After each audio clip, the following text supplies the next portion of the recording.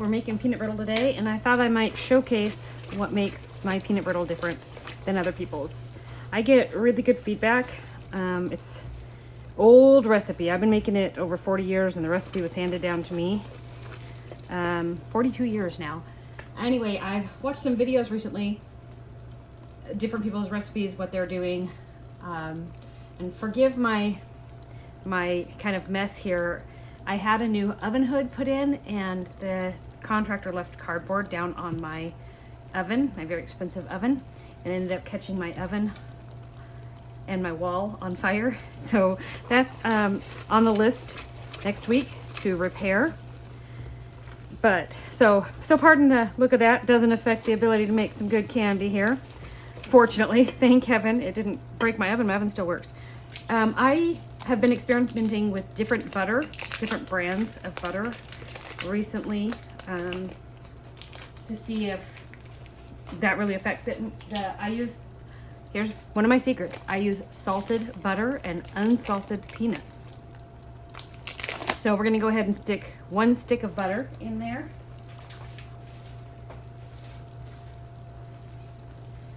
Let that melt down. I get it to 230 degrees.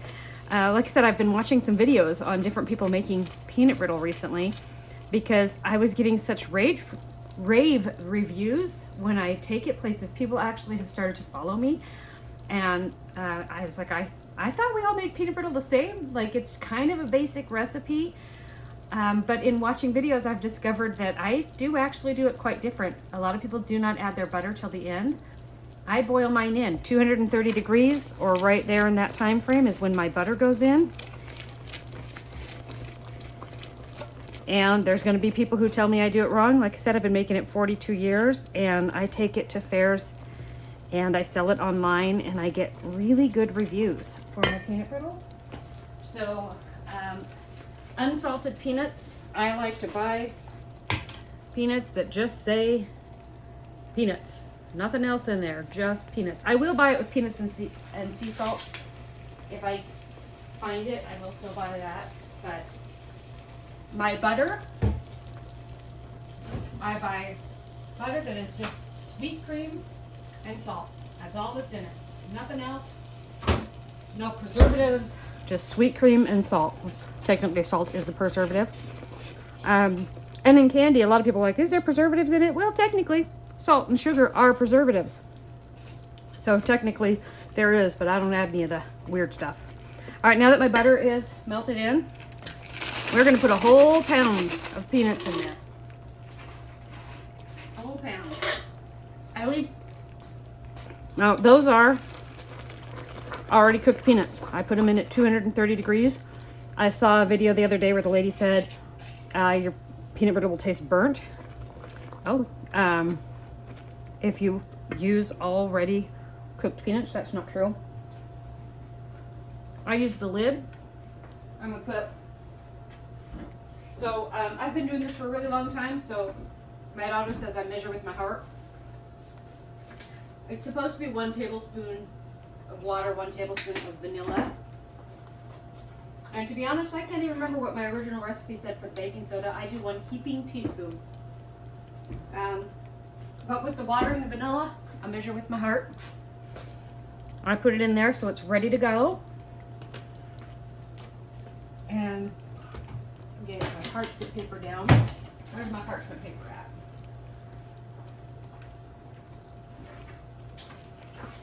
I have a side counter that is exactly the right size. So if I cover this counter with parchment paper,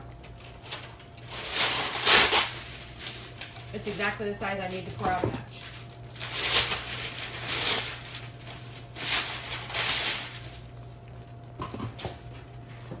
I'm really excited to get my wall fixed from that fire. That was awful. It was just terrible. Now, it happened a while ago. It didn't just happen.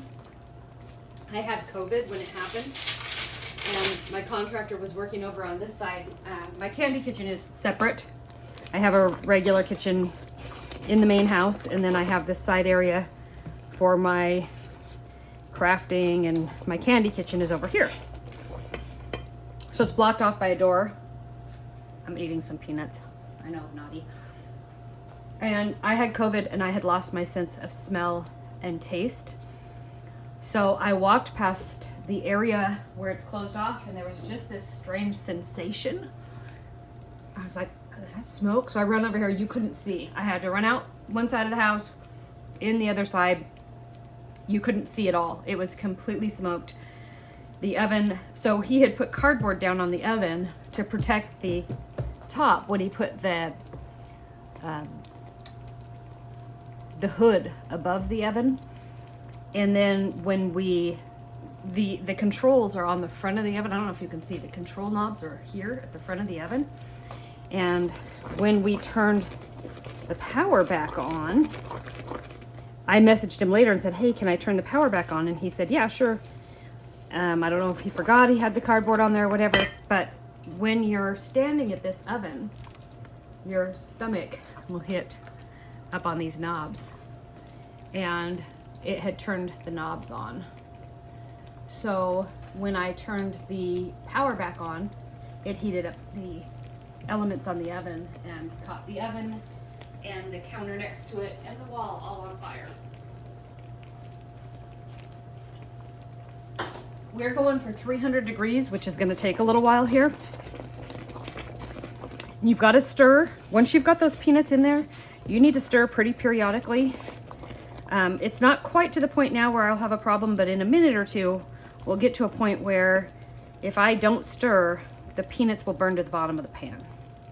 So I just got to make sure I'm periodically stirring. While I'm in between stirs, I'm going to look for my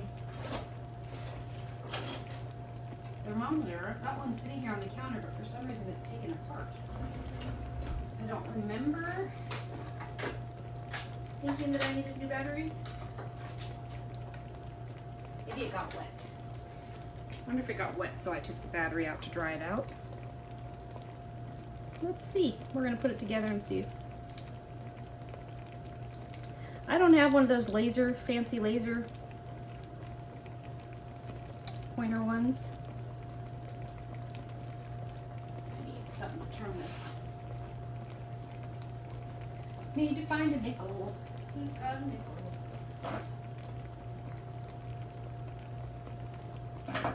That didn't work. I tried to use scissors, that didn't work. What I do really need is a nickel. Oh, I better get a stir in here.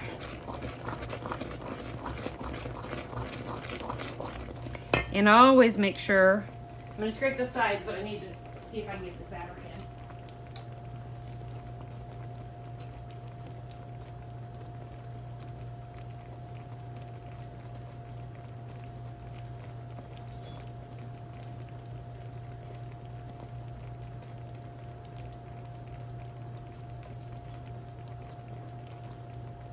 Okay, well, looks like that one's taken apart because the battery's dead. So I need to find my other one. Aha, there's the other one. Woohoo! Because I make candy for work, for money, for in bulk, I have 2 or 3 of everything that I rely on. So if I'm in the middle of a big batch or an order and something breaks on me, I have a spare. So this is the thermometer that I use. We're gonna stick that in there.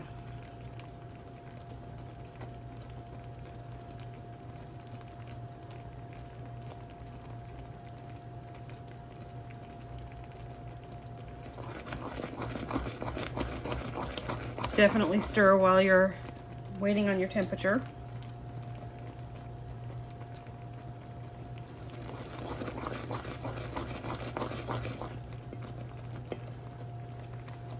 We're aiming for 300 degrees, so it's going pretty slow at the 240, so you know you're not even close. This, though, is really when it gets important to stir. Stir and scrape. If you leave candy up the sides of your pan, it'll get grainy and it'll ruin your whole situation.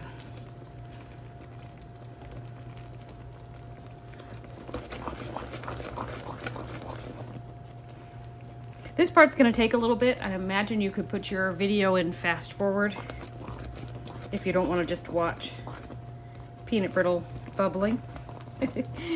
I've got to make some fudge. I was gonna make some, I'm gonna make my ganache with marshmallow next. I just finished a batch of Divinity. I was gonna make them together.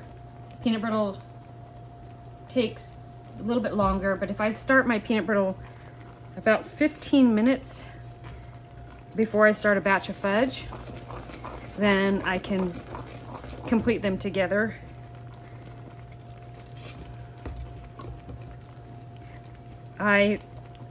During the holiday seasons, it gets pretty crazy. Currently, I make all of my candy. I don't have anybody else do any of the cooking. This year was the first time I did like 4 shows in one weekend, and that was intense. That was a lot of candy making, but I needed help with the wrapping. Packaging is very time consuming, so I did hire help for packaging this holiday season, and that was nice. I did have to kind of train, because I've done it for so long, it seems like it's not rocket science. So I didn't give, I guess, as much information or stand over my helper as much as I should have. So I learned a lesson there. Definitely needed to supervise a little bit more until I knew she got it. You know, you do something so often, it just feels like a natural, easy thing, and you forget that the other person hasn't done it for 40 years. So I hired somebody to help with the packaging, and that was so nice. That was so helpful. So 100% I'll do that again, but I have not had anybody help cook yet. I wouldn't say it's a control freak thing, but you know, it's my name on the line, it's my candy, it's my reputation. So I definitely like to have some control over making sure it's getting done right. And you know, just like with the wrapping, there's specific things I do. And even with this candy recipe, I didn't realize other people do it different. I couldn't figure out why people were like, oh my gosh, you just make the best peanut brittle, it's the best, oh my gosh. I'm like, isn't it just like everybody else's, you know? But it's not. I do it in a different order. And it really goes to show you science, I guess. Doing things in different orders, adding things at different times, it does dramatically affect the outcome. There's a local, not maybe local, but there's a company that makes butter here in Idaho. So I wanted to support them. So I started using just their butter this year. And I actually had some not as positive comments about my toffee as I've had in the past. You would think it's all the same, but it really isn't. Butter, milk from different dairies tastes different. Different cows, different feed, different environment. So in the same respect, butter from different dairies tastes different. Even if it's just sweet cream and salt, it tastes different. And my reviews weren't quite as overwhelmingly fantastic this year as they have in the past on items that have a real strong butter presence. So I really wanted to support local. They're in Idaho. I really wanted to support that company. But my people gave better reviews with this other brand of butter. So I'm actually going to do a trial in a little bit here. Once I gain a following, I'm going to send some free candy made with 3 different butters and see what we get for reviews. It'll be a blind test. Nobody will know which one is which, and have you guys give me some reviews to see if you do taste a difference when I use different butters. I also learned something. I haven't looked it up, and it might make me look really dumb when I do this next video, but I learned something also about the surface that I pour my candy onto and the overall effect of my candy based on the surface that's under the parchment paper. It never occurred to me that that would give me different results. So I'm gonna do the next video showing the different results based on where I poured it. I'm trying to snap a couple pictures here. So we're at almost dropped it. Did you see that? 270. It goes pretty fast from here. From here, you really need to be attentive. It starts to just really take off from here. When I go to pour it, you're gonna see me, and I am in my cooking clothes. I have 4 wardrobes. There's my cooking wardrobe, which is super comfy, cozy, cotton, nothing clothes, especially because I get splattered by oil, and I don't want oil ruining my good clothes. But I love my yoga pants and just be comfortable. And I wear my slippers, which I've completely worn my slippers out, but my son got me a new pair for Christmas. I haven't worn them yet because I don't want to ruin them by wearing them. You know, as soon as you wear something new, you start wearing it out. Anyway, so when you see me on the camera, I have the funky bun going on because you got to pull the hair back. Can't be cooking with your hair all down. Oh man, that kills me. You see videos where people are cooking with their hair down. Come on now, get your hair up. I'm not here to look pretty for you. Apologize. I know. I'm here to do it the right way. And that means my hair's in a funky bun and I'm wearing comfortable clothes. Generally, when I'm doing a cook, if I've got a fair coming up and I'm doing a cook, I'm going to be at this stove between 8 and 14 hours that day. I'm going to be comfortable. I'm trying to get my water back in. I'm terrible about drinking water. I am a hopeless Diet Coke over drinker. But I'm getting older. I'm 50. Just had my 50th birthday in January. And I need to be more conscientious. But I just don't feel as good as I want to most days. So my son, Dr. Jaron Miller, he told me that I have to drink my water. So I've got a little lemon slice in there. I'm going to take a big drink now from over here. I went and got a foam cup with a straw.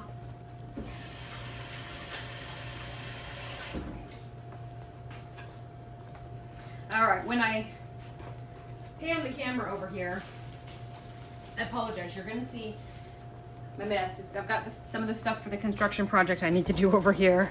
So I look a mess. The house looks a mess. It's in the hallway behind me. There's a hallway leading out of the kitchen, and I've got my flooring and my tile sitting over in that hallway. So you're going to see that when I go to pour the candy. All right, we're getting that light brown color now from the butter. Ooh, yum, yum, yum, yum. I shall not name names, but the initials are HF. They do summer sausages. They're kind of famous for their little strawberry candies. And they used to just be in malls. This year, I saw some of their peanut brittle. I didn't have my phone with me, so I couldn't snap a picture, but they had peanut brittle at the checkout stand at my local store, and there was like no peanuts in their peanut brittle. It was just 90% brittle. The cute, pretty little red gift box, and they had their brand name on the box. But I was looking at it and thinking, well, where are the peanuts? If I produced candy that looked like that for my customers, I would get so many negative reviews. With this big company that's been in business for 100 years, they put it out there at the check stands, and you could see it through the clear window. And people bought it all. Crazy to me. We're all about small batch. Okay, so once I've hit 85 degrees, the weather really can change my candy. Once I've hit 85 degrees, I'm at a hard crack stage. So I can pour this candy if I need to. Sometimes you're like, well, man, I'm not at 300 degrees yet. I aim for 300 degrees, but you're like, I'm not at 300 degrees yet, but my candy's getting really dark. And just the weather affects it. And from here, it does move really fast, really, really fast. So it'll get up to 300 in about 2 minutes, maybe. So I'm not too dark right now. I'm happy with my color. So we're gonna get it a little hotter. I would like a more instant thermometer, but these are $14 at Walmart. Anybody can get one. This right here, my little spatula, this one's it's a KitchenAid spatula, but I got it at Ross for like $2.99. Now my pot, that's where it's at. This is a really good pot. I've had this pot for 40 years, 30 years at least. Oh, see how brown I'm getting there? Woo, stir, stir, stir. Don't get any burn spots. See that? See how we've already gone up? There we are. Woo! See, that was like 30 seconds maybe. We went from 284 to 293. So we're gonna pull this off the heat and do the next step. All right, bear with me for a second while I turn my camera here. Get you. All right, so next, this is gonna steam up the phone when I do this. This, be so careful. You will burn yourself. So I'm gonna use the thermometer and stir the baking soda. That's baking soda, water, and vanilla. I use a brown colored vanilla when I'm doing my my peanut brittle. But usually I use clear because I do frostings and divinity. See that steam? That steam will burn you. So keep yourself out of harm's way there. All right, now I'm gonna bring this over to the paper where I'm gonna pour it. You're gonna see the back of the pan. This is not gonna probably be the most interesting thing you've seen in your life. All right, I'm gonna give that one more stir. And pour this out. A lot of people say, oh, don't manipulate the peanut brittle once you pour it. It'll affect how thick it is. But if you don't manipulate it, it can get pretty thick. My customers do not like thick peanut brittle. The consistency of my main customers for where I go and sell, I hear, oh, you know, I really like that your peanut brittle is not too thick. Okay, so I'm gonna spread that out. Can you see on my counter where it got hit by that fire?